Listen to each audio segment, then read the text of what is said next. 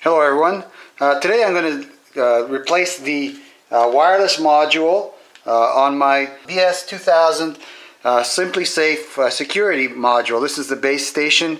As you can see, it's still on and blinking, but I had a problem with my wireless module or cellular module in this device, and now I need to change it. So I'm just making a video to show anybody else who needs to do this how to do it.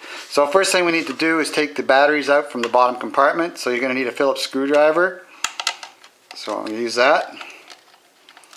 So just remove the single screw holding the battery cover on, and then just lift it off. There we go. And then you see all the batteries. You need to take them all out. So there we go. Now your batteries are off and your alarm system is now totally disabled. Next, you need to take the top cover off, and all you need to do is hold the base firmly and just turn the lid counterclockwise, and you'll hear it click off like that. And then once it's turned counterclockwise, just pull it off. It unlocks, and then there you go. There's your base.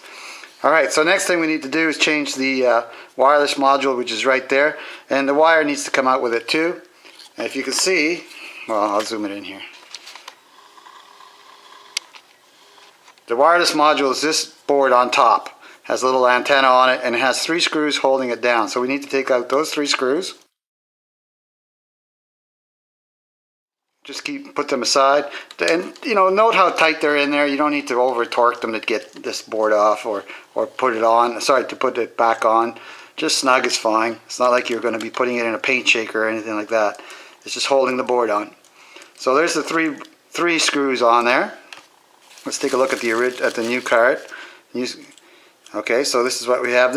What they've gone here is they've gone from one system, I believe it was an AT&T, to a new Verizon card.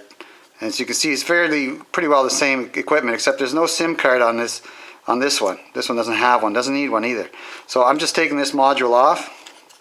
I believe my problem is I don't have very good cellular coverage on whoever made this modules. So it's put it back into its bubble wrap that came in, and then we have this module that has to go back. Screws are already on it, so maybe ship back the other ones with the other module. But basically at this point we put, and I'll zoom this in again. You'll see that there's a connector on the motherboard right there, and that cable just goes into it. Now it only fits one way, and it's keyed, so you'll know if you have it right, because it should just fit right into the slot, just like that. So there's what it looks like in the motherboard socket, and it's attached here the same way. Again, if the wire does come undone or comes without being done, then just plug it into both sides. Okay, next we just got to screw this module back on.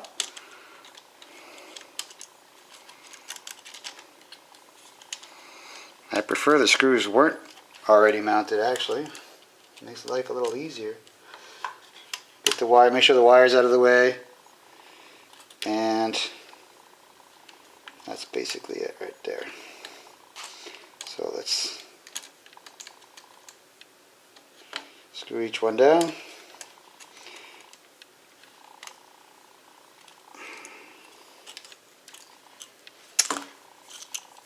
Pain in the butt. Yeah, there is a little washer on these, on the bottom of it, and as you can see, the one that I just put on, it's basically mangled, so it doesn't matter anyways.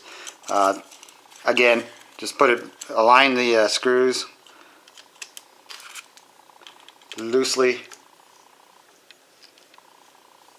screw them in, and it's clockwise to screw them in. Now make sure your wire doesn't get pinched by the screw or bitten into the screw there, so just like that. So there's 2 of the screws, and notice that I put them on really loosely because I'd like to align the board after it's all the 3 screws are in, so to make sure I get a good proper fit.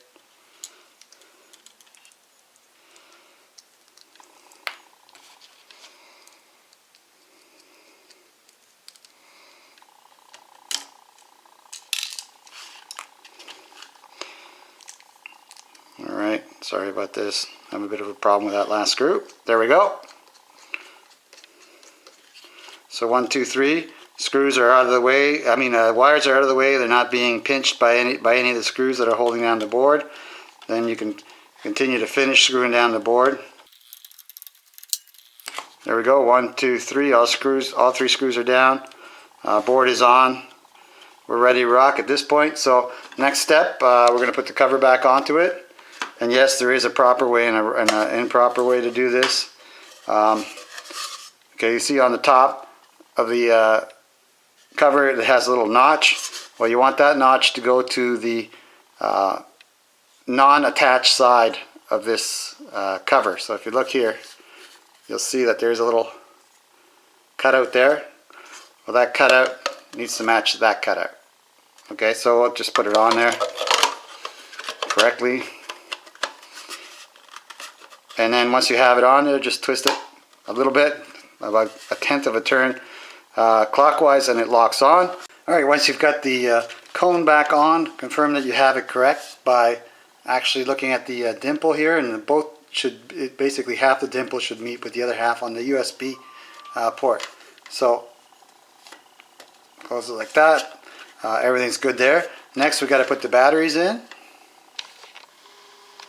And put the batteries in, well, springs go towards the back of the battery, or the negative end. So put the batteries back in this way.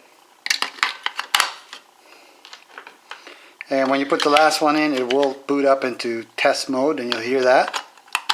Welcome to Simply Safe, starting your system in test mode. When you have finished installing your sensors, you may exit test mode by pressing off. Okay, so next you got to put the battery door back on, and basically the tabs slide under like that, and then you just screw down the locking screw. There you go. Door's back on, and your alarm is now ready to be armed. All you need to do is take it out of test mode by going to your keypad and bring it, basically ending the test mode. And that's how you change the wireless card on the BS2000 base station from Simply Safe. Thanks. That's it for my video. Thank you very much for watching. If you like this video and it helped you out in some way, do me a favor, click on the like button right down here.